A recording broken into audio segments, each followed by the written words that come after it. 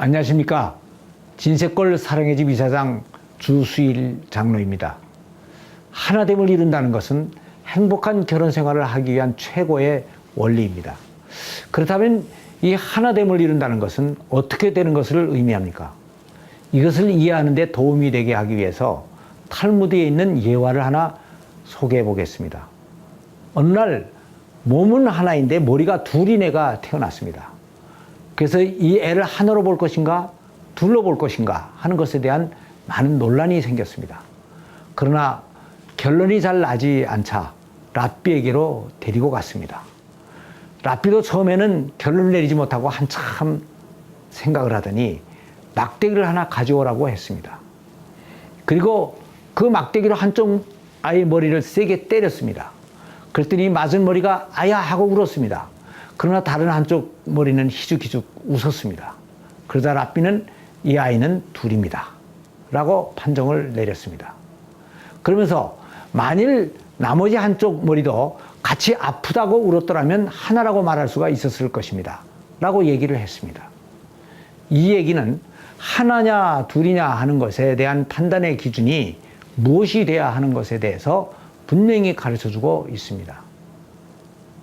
그 판단의 기준은 외형적인 모양에 있는 것이 아니고 두 개체가 이해관계를 같이 하고 있느냐 없느냐 하는 데 있다는 것입니다. 그런데 이 이해관계를 같이 하기 위해서는 존재의 목적이 우선 같아야 됩니다. 이 존재의 목적이 같아지는 것은 영적인 하나됨을 의미합니다. 이 영적인 하나됨이 이루어지면 이해관계가 같아지고 서로 좋아하는 감정을 가지게 되는데 이것은 혼적인 하나됨을 의미합니다. 그리고 이렇게 영과 혼이 하나가 되면 마지막으로 잠자리까지 같이 하는 육체적인 하나됨이 이루어지게 되는 것입니다. 그래서 하나됨이란 존재의 목적을 같이 하고 정서와 이해관계를 같이 하는 것을 의미합니다. 다음, 둘이 하나가 된다는 말의 또 다른 의미는 둘이 조화를 이룬다는 말입니다. 신발은 다르게 생긴 두 짝이 한 켤레로 조화를 이루고 있습니다. 또 자연 만물을 보면 꽃과 나비가 하나로 조화를 이루고 있습니다. 그러나 벌레와 배추는 조화를 이루고 있지를 못하고 있습니다. 왜냐하면 한쪽이 한쪽을 먹고 지배하고 있기 때문입니다. 그런데 여기에 하나의 신비가 있습니다. 배추벌레도 일단 나비가 되면 더 이상 배추에 불먹지 않고 꽃에서 꿀을 빨아먹으며 배추의 정바지를 도와주어 배추와 하나됨을 이루고 조화를 이루고 산다는 것입니다. 이것은 우리 인간들도 현재는 배추벌레와 같이 남들과 싸우면서 서로 잡아먹고 살아가고 있지만 부활을 하면 다시 수준 높은 존재로 태어나서 더 이상 남들과 싸우거나 경쟁하지 않고 서로 도우며 살아가는 존재가 된다는 것을 말해줍니다. 만물은 이렇게 하나로 조화를 이룰 때 자신도 행복하고 옆에서 보기에도 아름답게 느껴지는 것입니다. 그래서 하나님은 만물을 이렇게 창조해 놓으시고 보시기에 심히 좋았더라 라고 말씀을 하신 것입니다. 그래서 부부는 행복해지기 위해서라도 꼭 하나됨을 이루어야 합니다. 하나됨은 하나님이 가장 기뻐하시는 존재 형태이고 창조된 수많은 개체들이 다 같이 행복하고 풍성하게 존재하는 유일한 방법이기 때문입니다. 태초에 하나님께서 사람을 창조하실 때 처음에는 아담 하나만 창조를 했습니다. 그런데 이 아담을 잠재우시고 하와를 만드셔서 둘이 되게 하셨습니다. 그리고 이 둘이 다시 하나가 되라고 명령을 하셨습니다. 하나님은 왜 이렇게 복잡하게 하셨겠습니까? 그것은 하나님이 보시기에 하나가 하나로 있는 것보다 둘이 하나로 조화를 이루는 것이 보기 좋고 같은 두 가지가 하나를 이루는 것보다는 다른 둘이 하나로 조화를 이루는 것이 더 좋아 보였기 때문입니다.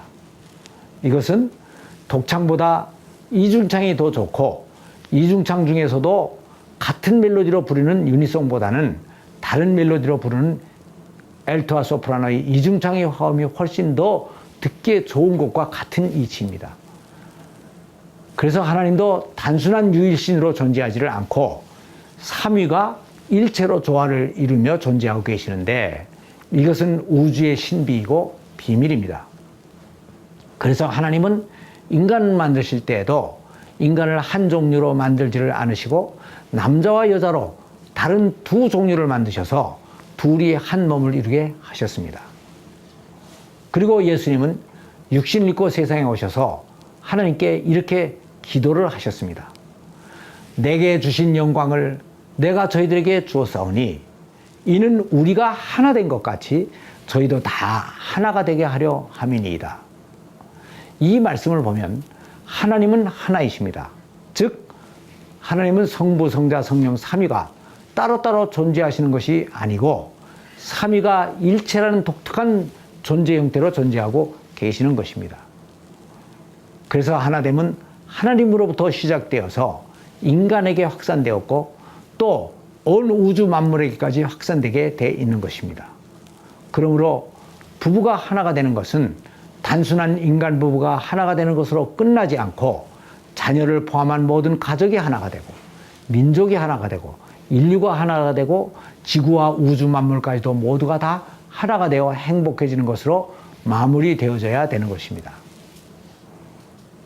그렇다면 이 하나가 되는 방법은 무엇이겠습니까? 하나가 되자고 하면 반대하는 사람은 아무도 없습니다.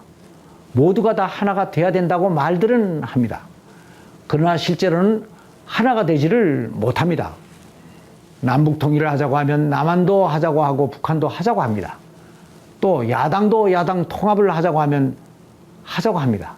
그러나 인간은 누구나 다 이기적인 속성을 가지고 있고 너와 나 사이에 늘 상당한 거리가 있습니다. 그래서 하나가 되자고 합의를 해놓고서도 그러면 그 방법을 어떻게 하겠습니까? 하고 물으면 내가 내게로 와야지라고 말을 하게 됩니다. 그런 상대방은 또 왜 내가 내게로 가냐? 네가 내게로 와야지 라고 대답을 하게 되는 것입니다. 결국 이 세상에서는 하나가 되는 방법이 없습니다. 그렇다면 우리들은 어떻게 하나됨을 이룰 수가 있겠습니까? 그 방법은 바로 우리들이 그리스도 안에서 만나는 것입니다. 예수님께서는 하늘 보좌를 버리시고 육신을 입고 먼저 우리들에게 오셔서 하나님과 인간들 사이에 화목제물이 되어주셨습니다. 그래서 이 예수님께서는 너와 나 그리고 우리 부부들 사이에서도 화목제물이 되어줘야 되는 것입니다. 예수님은 육신을 입고 이 세상에 오셔서 우리를 위해서 먼저 희생을 하셨습니다. 그리고 중간에 서셔서 나를 부르시고 또 너를 오라고 부르십니다. 그래서 우리들은 그리스도께로 다 같이 나가야 됩니다. 예수님은 우리들을 보고 똑똑해지라고 가르치지를 않으셨습니다. 각자 자기 십자가를 지고 나를 따르라고 가르치셨는데 이것은 바보와 같이 살라는 것입니다. 한 알의 밀이 썩지 않으면 많은 열매를 맺을 수가 없다고 가르치셨습니다. 자기 에고를 가르치지를 않고 자기 포기를 가르치셨습니다. 그러므로 그분 안에 들어가는 것만이 너와 내가 하나가 되는 유일한 길이 되는 것입니다. 요한복음 14장 6절을 보면 내가 길이요 진리요 생명이니 나로 말미암지 않고는 하나님께 올 자가 없느니라 라고 말씀을 하시는데 이 말씀은 바로 이것을 가르치는 말씀인 것입니다. 감사합니다.